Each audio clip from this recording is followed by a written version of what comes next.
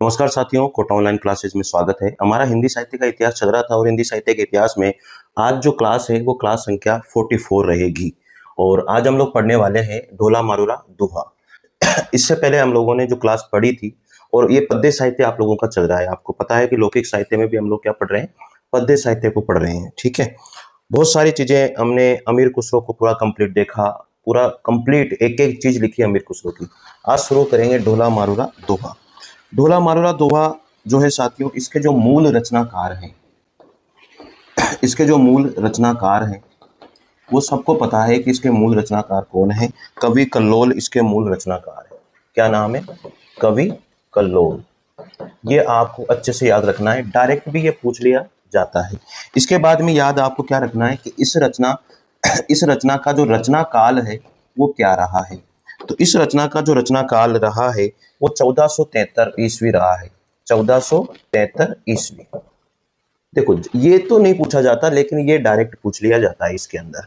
इसके बाद में आप लिखिए संकलनकर्ता कौन है इसका। संकलन करता। अब इसका संकलन किसके द्वारा किया गया था? इसका संकलन किया गया था कुशल लाभ के द्वारा। किसके द्वारा? कुशल लाभ के द्वारा इसका संकलन किया गया था। तो ये ढंग से याद रखना है आप लोगों को। ठीक है, इसके बाद में आगे बढ़ते हैं। संकलन काल क्या रहा है इसका? संकलन काल, भाई संकलन काल क्या, संकलन करता कुशल लाभ है, लेकिन उन्होंने संकलन कब किया था या संकलन काल इनका कौन सा रहा है? ये रहा है 1561 ईस्वी। क्या रहा है? 1561 ईस्वी इनका संकलन काल रहा है। याद हो जाएगा, कोई दिक्कत इसमें नहीं आनी चाहिए। इसके संपादक कौन कौन है? तो याद रखना, संपादक इसके कौन कौन है। 3 संपादक हुए इसमें। सबसे पहले इनका संपादक जो रहा है वो राम सिंह रहा है। कौन रहा? राम सिंह। इसके बाद में दूसरा संपादक सूर्यकर्ण। कभी कभी पूछ लिया जाता है कि कितने संपादक थे, इनमें से कौन सा संपादक इसका नहीं है, इस तरह से क्वेश्चन आ जाता है। तो सबसे पहले राम सिंह, फिर सूर्यकर्ण पारिक। क्या नाम था? सूर्यकर्ण पारिक रहा है।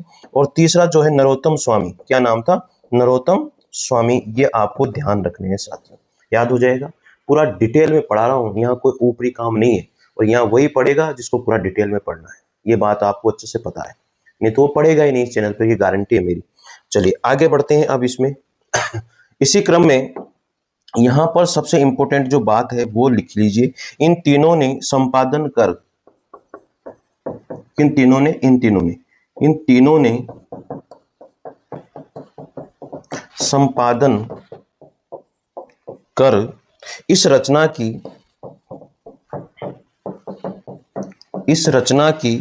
1934 ईस्वी में 1934 ईस्वी में इस रचना की 1934 ईस्वी में इसे नागरी प्रचारणी सभा काशी से प्रकाशित करवा। इस रचना को, यहां पर को लिख लेना, इस रचना को नागरी प्रचारणी काशी के द्वारा प्रकाशित करवाया था। ये सबसे इंपॉर्टेंट बात है भाई। इन तीनों ने इसका संपादन किया। कौन कौन है? राम सिंह, सूर्यकर्ण पारिक और नरोत्तम स्वामी। इन तीनों ने संपादन किया और फिर इस रचना को 1934 ईस्वी में नागरी प्रचारणी सभा काशी के द्वारा प्रकाशित करवाया। तो ये आपको ध्यान रखना है। सबसे मूल बात तो यह है कि ढोला मारूरा दोहा जो मूल रचनाकार है उसके कौन है? कवि कल्लोल है। इस रचना को लिखा इन्होंने या प्रकाशित किया 1473 ईस्वी में। इसको संकलन किया कुशल लाभ ने, और संकलन काल भी 1561 ईस्वी रहा है। और संपादन ये तीनों रहे हैं। कहाँ से संपादन करवाया इन तीनों ने वो भी मैंने आपको बता दिया है। ठीक है, तो ये मोस्ट इंपोर्टेंट रचना है, यहाँ से भी एक न एक प्रश्न जरूर पूछा जाता है, इस बात का आपको ध्यान रखना है। इसका जो प्रधान रस है वो क्या है? इसका जो प्रधान रस है वो भी लिख लीजिए। प्रधान रस किसका? ढोला मारूरा दोहा का जो प्रधान रस है वो वियोग श्रृंगार रस है। कौन सा? श्रृंगार रस में भी वियोग श्रृंगार रस है। ठीक है, वियोग श्रृंगार रस, ये भी आपको ध्यान रखना है। इसके बाद में आपको ध्यान रखना है इसका जो काव्य रूप है वो क्या है। इसका जो काव्य रूप है किसका? ढोला मारूरा दोहा का जो काव्य रूप है वो क्या है? ये मुक्तक काव्य में लिखी गई है। मुक्तक काव्य शैली में लिखी गई, मुक्तक शैली में लिखी गई है। इसका जो काव्य रूप है वो क्या है? मुक्तक रहा है। इसके बाद में लिखे, इसमें जो कुल छंद है वो कितने हैं? इसमें जो कुल छंद हैं वो कितने बताए गए हैं?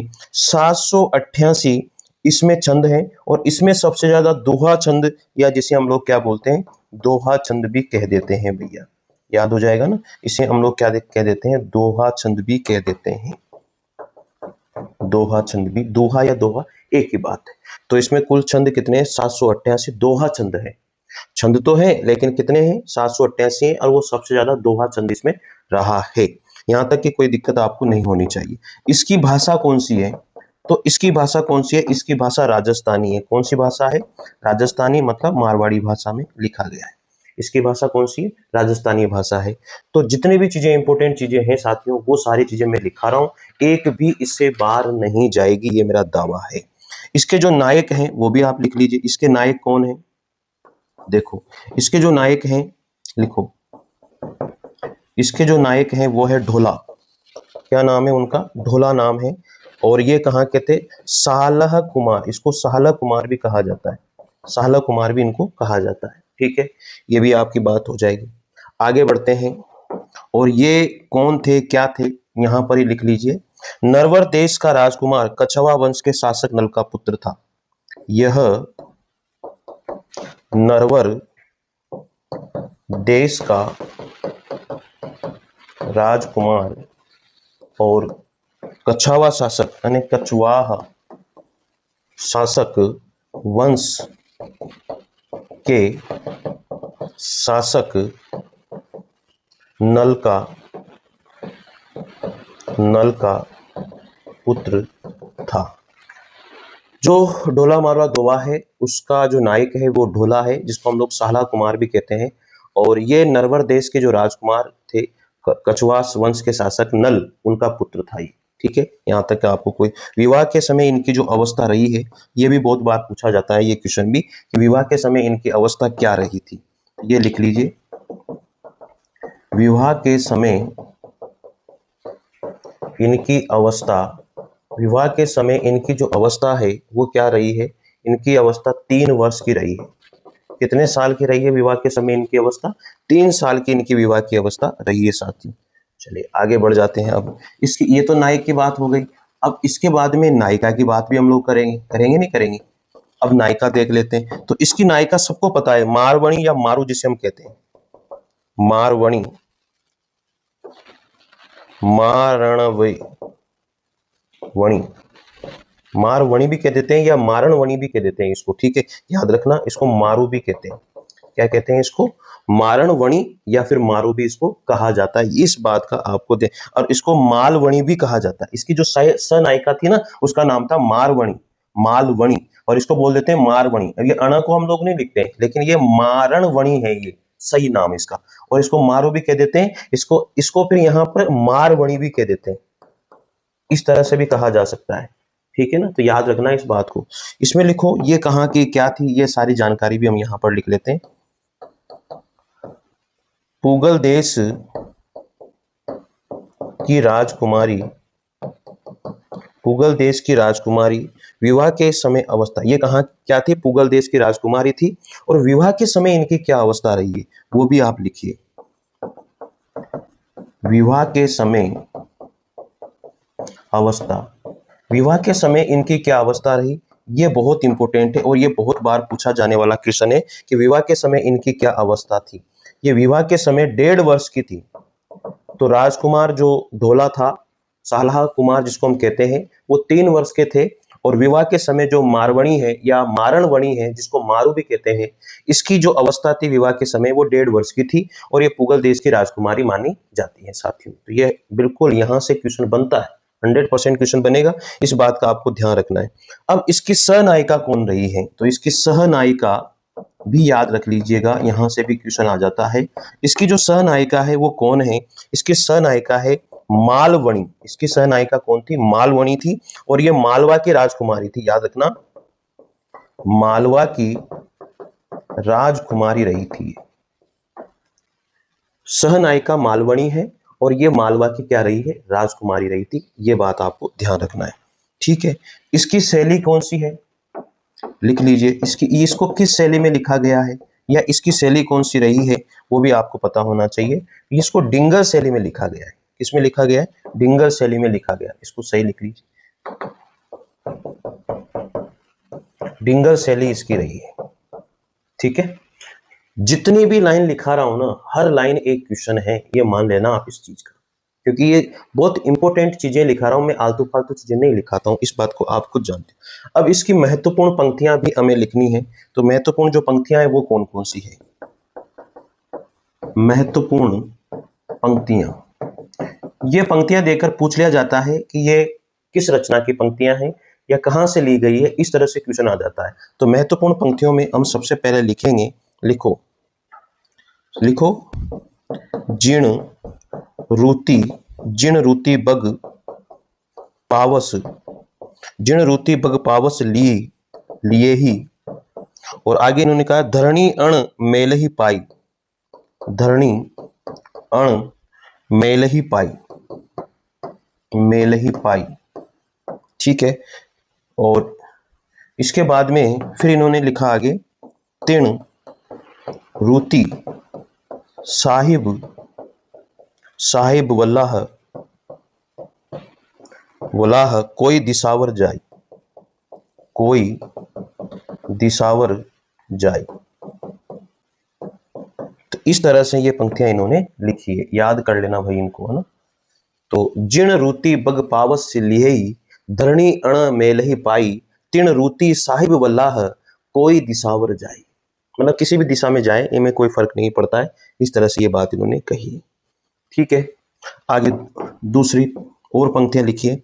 नदियां, नदियां नाला जल भरिया, नदियां नाला जल भरिया, नदियां नाला जल भरिया, पावस चढ़िया पूर, पावस चढ़िया पूर, पावस चढ़िया पूर, और करहु, करहु कादीम, करहु कादीम तिलकस्य, तिलकस्य ही, और पंथी पुंगल दूर, पंथी पुगल दूर।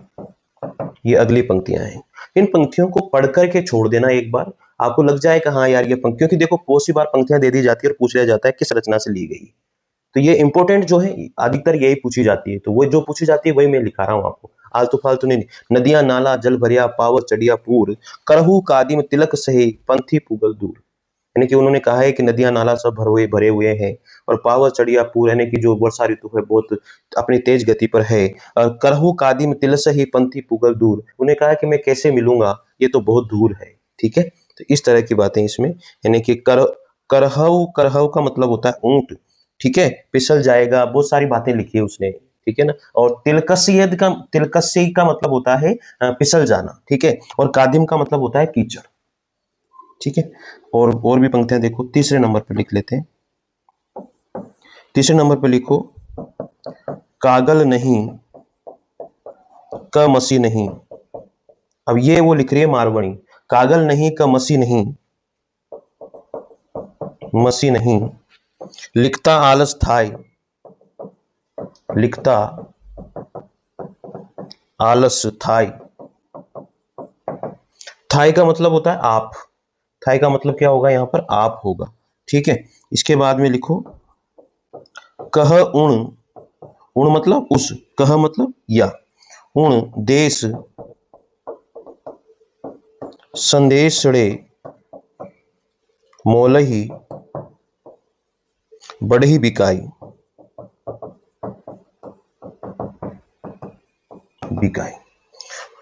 मारवाणी का संदेश जो है ये ढोला के लिए है।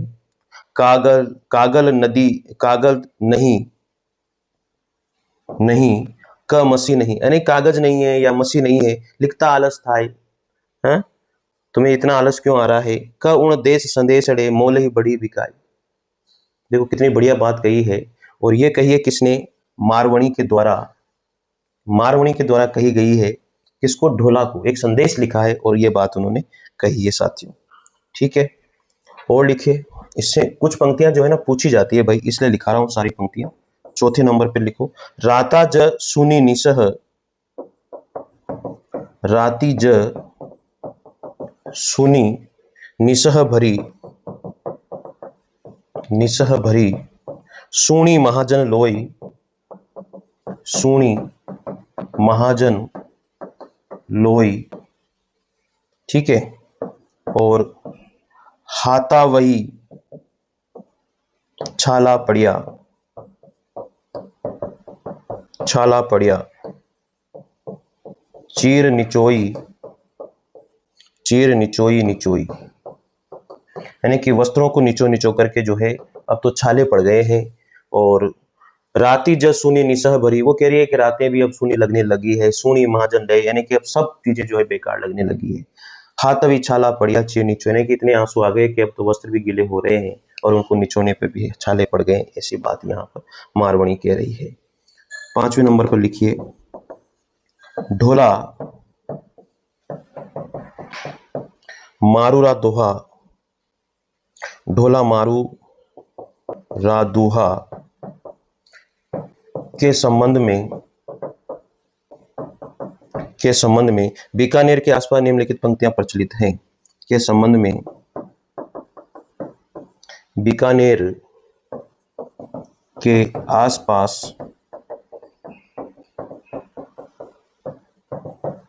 निम्नलिखित पंक्तियां प्रचलित हैं। निम्नलिखित पंक्तियां प्रचलित हैं। अब कौन सी पंक्तियां हैं उन्हें हम लिख लेते हैं। बीकानेर के आसपास निम्नलिखित पंक्तियां प्रचलित हैं, ये 5वें नंबर पर। अब वो पंक्तियां कौन सी है, देखो। सोरठियो, सोरठियो दोहा भल्या, दोहा भलो, भली मरवण री बात, भली भली मरवण री बात। और जोबन,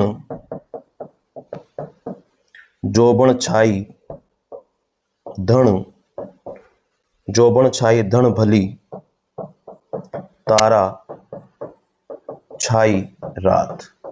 ये पंक्तियां जो है बीकानेर में प्रचलित पंक्तियां हैं। सोरठियो दुहा भलियो, भली मरवण री बात, जोबन छाई धन भली, तारा छाई रात। ठीक है, याद हो जाएगी। अब डोला मारोरा दोहा के लिए विशेष तथ्य हम लोग देख लेते हैं जो बहुत इंपॉर्टेंट है भाई, इनको जरूर याद रखना। विशेष तथ्य, जहां से क्वेश्चन अनेक बार पूछा जाता है, ये विशेष तथ्य जानना बहुत जरूरी है। लिखो पहला तथ्य, आचार्य हजारी प्रसाद, आचार्य हजारी प्रसाद द्विवेदी। देखो, आचार्य हजारी प्रसाद द्विवेदी और नरोत्तम स्वामी और आचार्य विश्वनाथ प्रसाद मिश्र, नरोत्तम स्वामी और आचार्य विश्वनाथ प्रसाद मिश्र, आचार्य विश्वनाथ प्रसाद मिश्र, ठीक है, ने इस रचना को परिष्कृत लोक रुचि का प्रतीक माना है। मिश्र ने इस रचना को परिष्कृत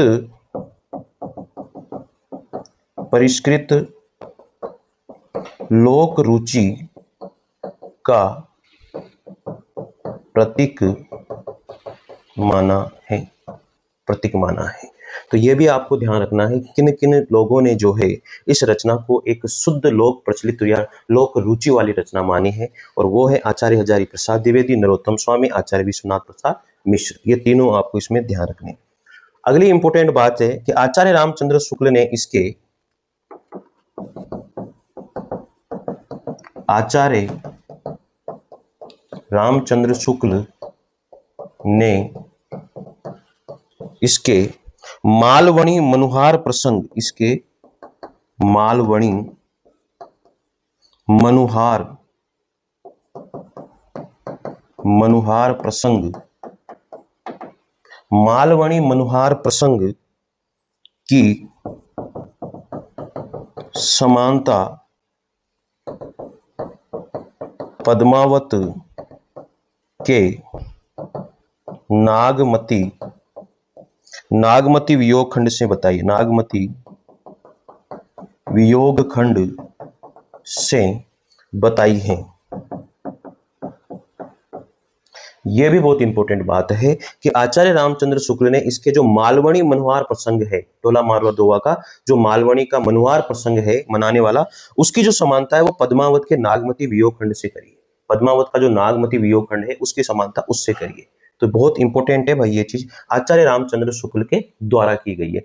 तो अगली इंपॉर्टेंट बात आती है, और यहाँ पर एक तीसरे नंबर पर जो बहुत जरूरी है, डॉक्टर नगेंद्र हिंदी में श्रृंगारिक काव्य परंपरा का जो आरंभ है वो इसी रचना से मानते हैं। डॉक्टर नगेंद्र हिंदी में श्रृंगारिक काव्य परंपरा का आरंभ इसी रचना से मानते हैं। ये भी बहुत इंपॉर्टेंट लाइन है। यहां पर एक टिप्पणी लिख लीजिए आप, एक टिप्पणी लिखिए। टिप्पणी क्या है, लिखो, एक टिप्पणी लिखते हैं इस चीज में। आचार्य हजारी प्रसाद द्विवेदी हिंदी में, देखो डॉक्टर नगेंद्रन तो श्रृंगारिक काव्य परंपरा का आरंभ इस रचना से माना, लेकिन जो आचार्य हजारी प्रसाद द्विवेदी वो कोई और मानते हैं। तो लिखो, आचार्य हजारी प्रसाद द्विवेदी ने आचार्य हजारी प्रसाद द्विवेदी ने हिंदी में श्रृंगारिक काव्य परंपरा का आरंभ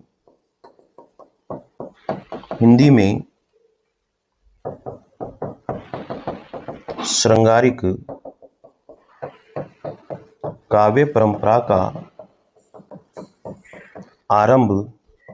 काव्य परंपरा का आरंभ संदेश रासक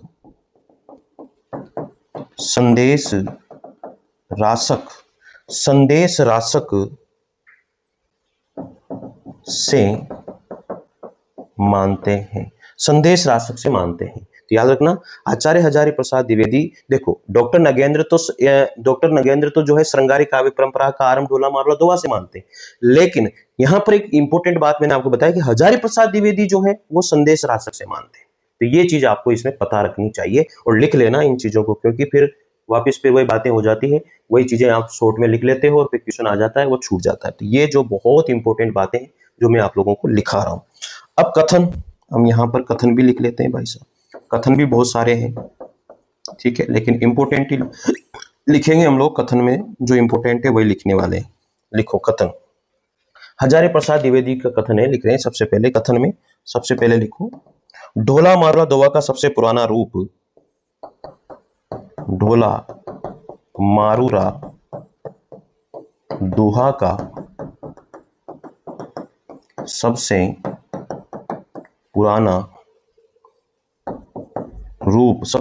रूप 11वीं-12वीं शताब्दी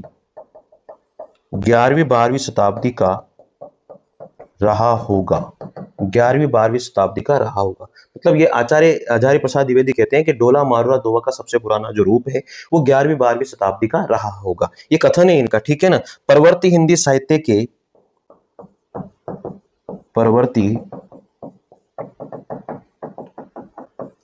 साहित्य के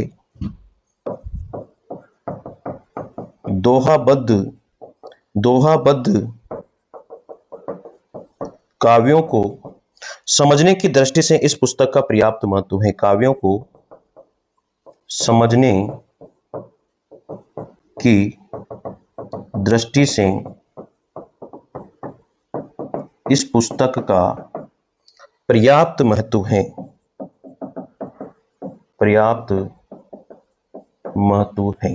और ये बात किसने कही है?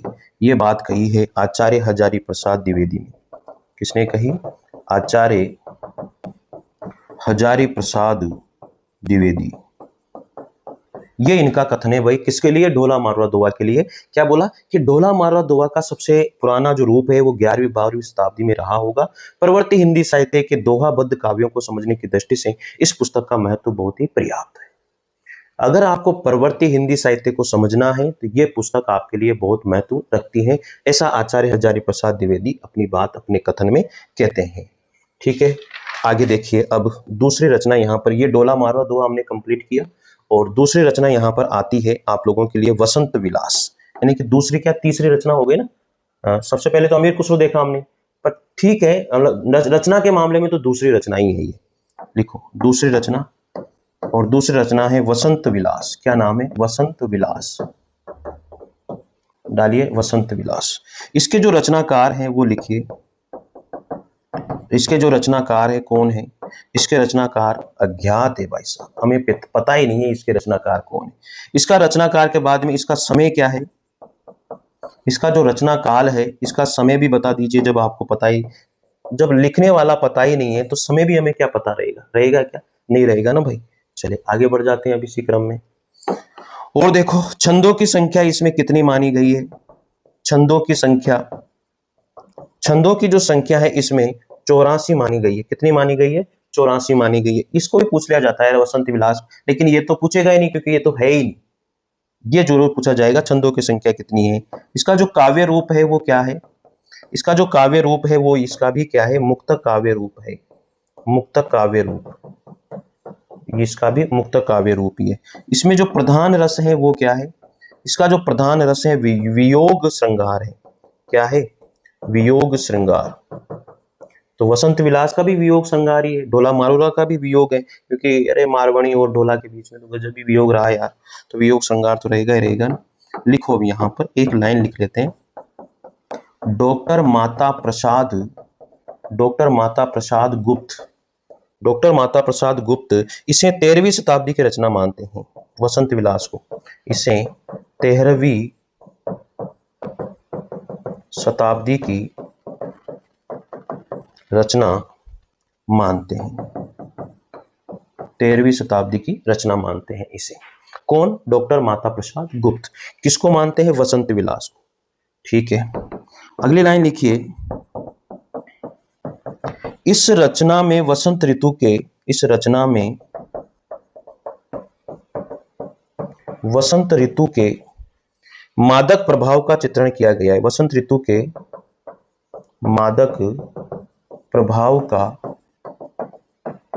चित्रण किया गया है, किया गया है।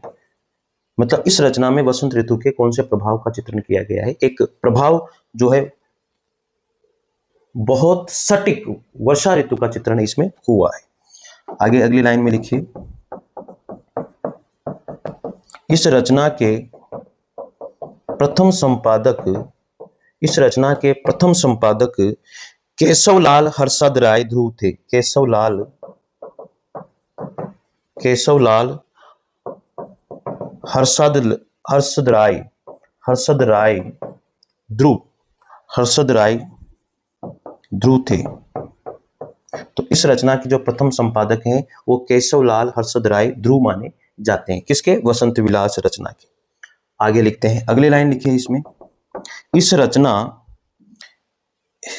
किसने? इन्होंने लिख लो यहां पर। इन्होंने, इन्होंने 1451 ईस्वी की एक हस्तलिखित प्रति के आधार पर इसका संपादन किया। इन्होंने 1451 ईस्वी की एक हस्तलिखित प्रति के आधार पर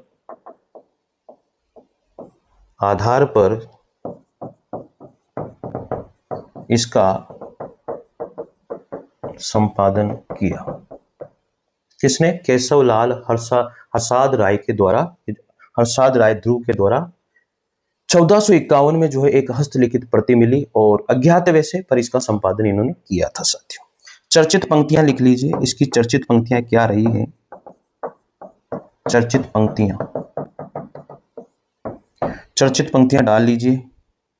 कौन सी चर्चित पंक्तियां हैं? लिखो पंक्तियां, बहुत अच्छी पंक्तियां। इण इणी परी कोहिली कुजही, कोहिली कुजही पूजही युवती मनोर, पूजही युवती मनोर, और विदुर, विदुर वियोगिनी धूजई कूजई मायन किशोर, मायन किशोर, ये इसकी पंक्तियां हैं किसकी, वसंत विलास की। याद रखना, ईणी परी कोयली कूजही, पूजही युति मनोर, विदुर वियोगिनी दूजही, कूजही मायन किशोर। ठीक है, अब कथन भी लिख लेते हैं इसका। एक इंपॉर्टेंट कथन है जो हमारे माता प्रसाद गुप्त के द्वारा लिखा गया है, उसको भी लिख लीजिए। उन्होंने एक कथन बताया इसके लिए और लिखना बहुत जरूरी है उसको। यह एक अत्यधिक सरस साहित्यिक रचना है, यह एक अत्यधिक सरस साहित्यिक रचना है, यह अत्यधिक सरस साहित्यिक रचना मानी गई है और आधुनिक आर्य भाषा साहित्य के आधुनिक आर्य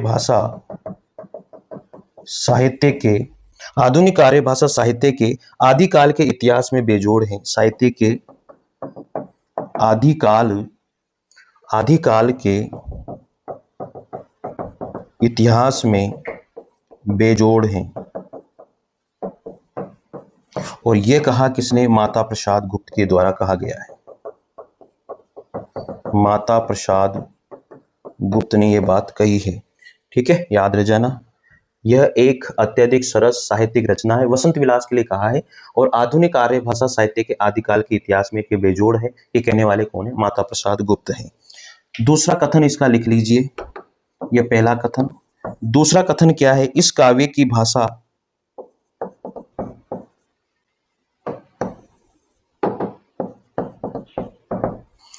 की भाषा से ही पिंगल, इस यानी कि वसंत विलास, ठीक है, इस काव्य की भाषा से ही